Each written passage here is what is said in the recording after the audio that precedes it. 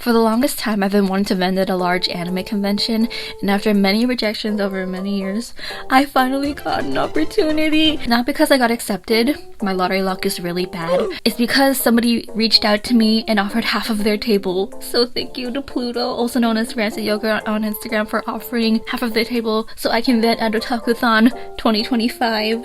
I know this video is a little bit late. I spent a lot of time before the event panicking and also preparing new items. I decided to even make some acrylic keychains. I only had 2 designs, but I was dumb and I decided to place the order like 1 or 2 weeks before the freaking event, so they didn't even arrive on time. Okay, my Kate-Vi ones did arrive on time, but it's because I ordered them from a different company and it was like earlier. But my Jinmao ones were nowhere in sight because I thought I would be one of the lucky ones who would receive my order within a week, because that happened to my friend who ordered from the same company. But that didn't happen. So if you're ever gonna order keychains or anything acrylic, just make sure to place the order at least a month in advance or even more. Yeah. And now the time has finally arrived to head to the convention. I had a long trip ahead because it was an out-of-city convention and my first 3-day convention. I didn't mention that. Yeah, it's my first 3-day convention and my first big convention is outside of my area. So I had a lot to worry about, but I was also really excited. And on the way there, I even met some new art friends, which was a big plus. I finally arrived in Montreal and then I was stunned to find out that the area had uphill roads. Why are your roads uphill? Okay, so me and my new artist friend Emery, we both took an Uber because we didn't want to push our luggage through all of that, and also because our suitcase had like a weird broken wheel. So once we made it to the event, oh by the way, we're setting up the day before the convention starts so that we didn't have to do it on the Friday. We set up our tables and then we ate Subway on the floor because we couldn't find anywhere else to sit. And then we went our separate ways because we had to go to the places that we were staying at. I was staying at a hotel and she was staying somewhere else. I ended up sharing a hotel room with like 3 other artists, which I definitely recommend because it cuts down costs like a lot. So thank you to Mele Ufe, Sketchy Jessie, and Mira. I'm sorry for pronouncing your name wrong, your username. I'm so sorry. But anyways, thank you to those 3 for taking me as your 4th hotel mate. I really appreciate it. Okay, I'll be honest, I was really worried because even though this is a big convention, there was still a chance for me to lose money, especially since I kind of invested a lot of money into it.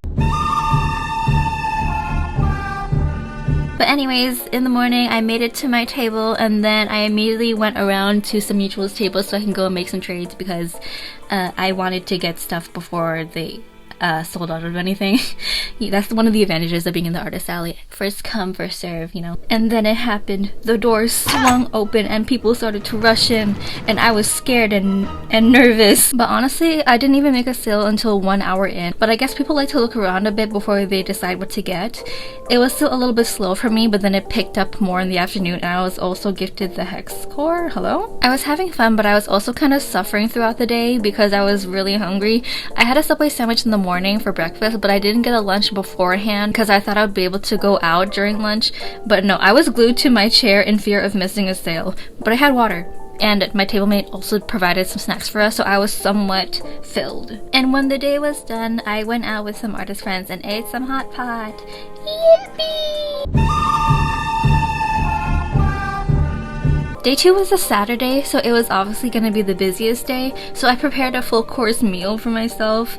I got another Subway sandwich, chips, and a pastry. Listen, I'm not playing when it comes to mealtime, especially after Friday. I'm not going to be hungry, and I shall not thirst either. I will be as energized and as healthy as Subway can make me. My sales have been pretty consistent throughout the day, and it was the first time I experienced this much traffic without it having some dead areas in between sales. It was honestly mind-blowing to me because I have only had smaller conventions before this. At one point, this cosplayer came by my table, and as they were looking at my stuff, I noticed their arm tattoos, and I was like, those are Vi's tattoos actually tattooed onto their skin.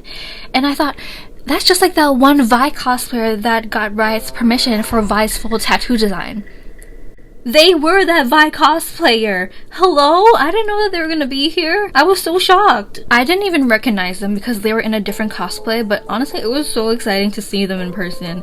They even bought a print for me, what the heck? And speaking of cosplay, I saw so many Yona of the Dawn cosplayers. If you didn't know, Yona of the Dawn is one of my favorite franchises ever. And yes, I'm aware of the second season announcement. It was honestly one of my favorite parts of the convention, just interacting with fellow Yona fans or Arcane fans or literally any fans of the things that I like. So thank you to anyone who went by my table and had any kind of small conversation with me. It was a lot of fun.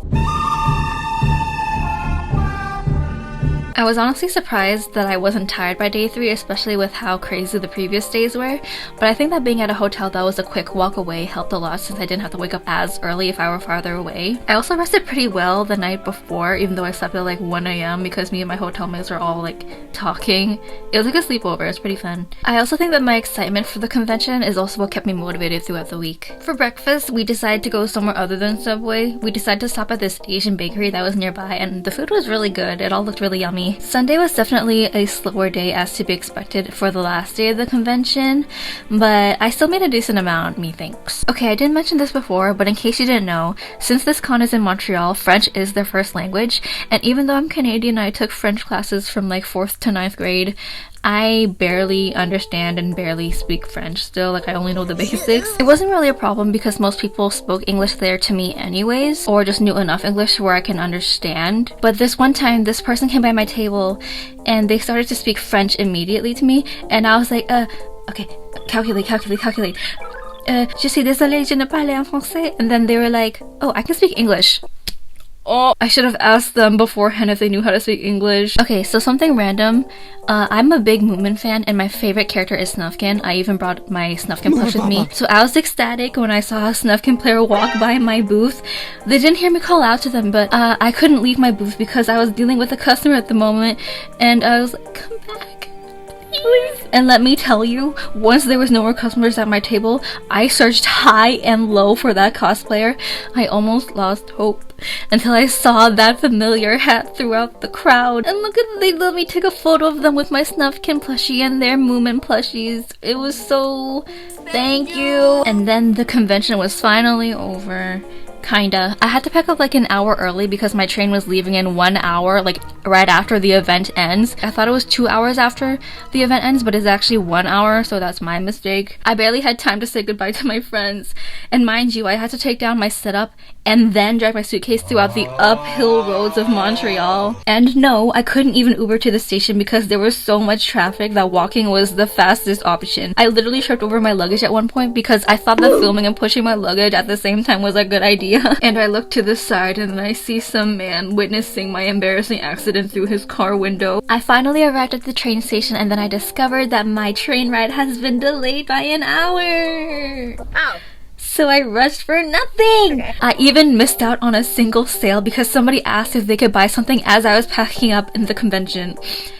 But it's okay, at least I didn't miss the train, it's fine. And on the way home, I got post-con depression. Overall, I really loved Otakuthon. I definitely want to vend there again next year. Please? I honestly didn't make as much profit as I wanted to, but mostly because I sold out of some items early and because I spent a lot more money on travel and hotel costs and a lot of money on keychains that didn't even arrive on time, but I know what to do next time to improve my income. If you're curious, my prints were my best sellers and it honestly encouraged me to focus more on making prints because they're like my favorite thing to make. So 10 out of 10 would vend at Otakuthon again. I do have some big conventions that I'm going to be vending at in 2026, so keep an eye out for those videos and hopefully I won't take as long to make them. Okay, bye bye! Thank you for watching and like and subscribe and then turn on that bell notification. You don't have to do that, I'm kidding.